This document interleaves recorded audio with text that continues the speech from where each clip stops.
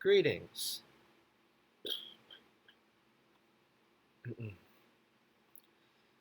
Greetings, associates. Today I'm going to be going over the potential Netflix and Apple merger. Um, is going to be an SWOT analysis written and dictated by me, Jemison Daggett.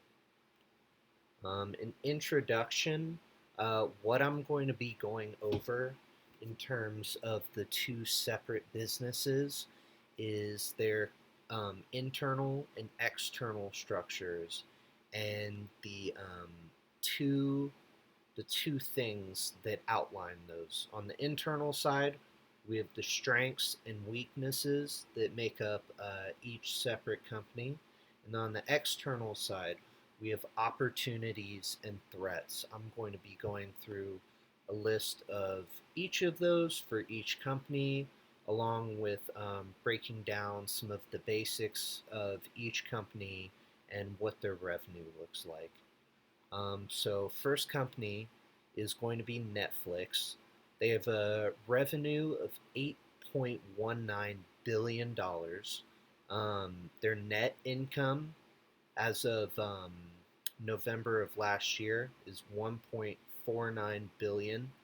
As of today, their stock price is sitting at $443.14, and they're down 2 points at the moment, 2.62 to be specific. Netflix is one of the pioneering streaming agents. They are globally known. They've been around for almost 2 decades, and they were the initial ones to make the streaming push that broke through to the public. Um, so now I'm going to go over some of the strengths and weaknesses on the internal side of Netflix's structure. Some strengths is they're consistently adding new IPs to their roster, um, their creative roster, that is, whether it be video game IPs, book IPs, comic IPs. Most recently, they had acquired the IP for a live action television program based on the manga One Piece, which has seen a great amount of and critical success and local success as well. Um, it, they have a strong customer base that is very loyal. The way that they get their customers to keep returning is by being the sole provider of a plethora of shows that are shown exclusively on their platform. So, like I mentioned previously, shows like One Piece, Stranger Things, Russian Doll are all exclusive to Netflix, and you can't view them anywhere else. So it definitely adds to the strength of their customer base that they have repeat buyers, and the buyer has a reason to continue to keep subscribing to Netflix to find out what happens in these various television shows.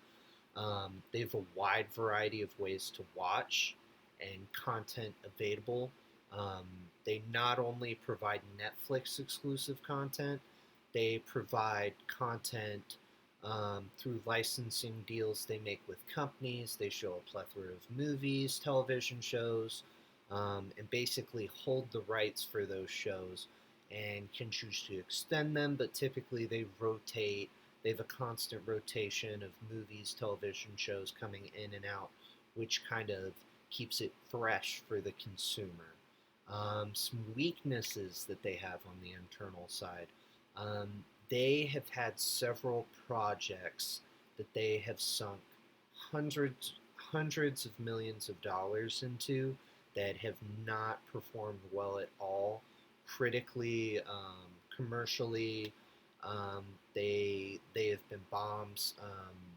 Gray Man was one from last year that had about 200 to $300 million sunk into it, and the viewership on that movie did not justify that amount of money.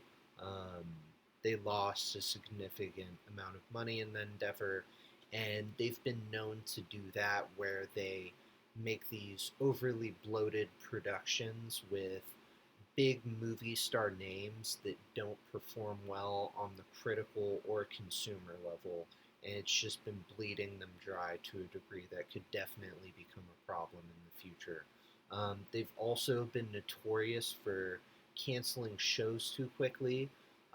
With their binging model, the most successful shows to them are ones that people watch in in droves and that they watch consistently. Stranger Things has become a cornerstone for them because they were able to market a fan base that will watch every episode within a certain amount of time. And price increases. They've been steadily increasing their prices over the years. It has faced a wide variety of backlash from customers. Some opportunities and threats that come from the external makeup of the company. Some opportunities. They have limitless growth in terms of options for shows and movies, like I mentioned previously. They're constantly adding new IPs to their roster, and there are so many potential IPs that they could make franchises out of and just bring in endless amounts of viewers if they tapped into certain projects. They have an expanding catalog um, that definitely could be taken advantage of in a merger. Um, Expand the catalog even further, potentially adding some Apple TV um, brand TV shows to Netflix, combining the two streaming properties potentially, like we saw with HBO Max and Discovery. Um, and as I said, the combining of services could lead to a whole nother market. Some threats. They have suffered quite a continued loss of money over the years. The COVID, post COVID, has seen them have some pretty low returns compared to how much money they were making in the late 2000 teens. And then finally, another threat is the boycotting of content. Netflix has shown some very um, polarizing content over the past few years. They've given Dave Chappelle a platform, and that's received some backlash just due to the fact that some of his jokes are perceived as transphobic, and there was a strike among the writers when his special aired. It's put them in the news and the limelight in a very negative way. And of course, the airing of the movie Cuties on Netflix sparked such disdain that it reached the political level where nearly everyone in the world was chiding and looking down upon Netflix for giving that movie a platform. So, moving on from Netflix, we have Apple. They have a revenue of $81.8 billion. They have a net income of $19.8 billion, and this is as of November 2022. Um, their stock price is saying at $177.56, and they're down 5 points as well. Both Apple and Netflix are down in points as of today. Some strengths for Apple. They've global brand recognition. They have decades of customer loyalty, and they have a wide plethora of products as well. They have repeat buyers who go back to the release of the first iPhone. Typically, when someone uses Apple brand products, that's all they use. There's no bleed over where they use something else. Apple commands a sort of loyalty among their customers that a lot of companies hope for. Some weaknesses for them is there has been a shift of their competitors coming out with comparable um, product, which has caused some of their customers to switch or new customers disregarding Apple entirely. And as I said, this constant competition could is considered a weakness in the company. Some opportunity for Apple. New and varied products. They're constantly coming out with new iterations. They spearheaded the movement of the touchscreen smartphone.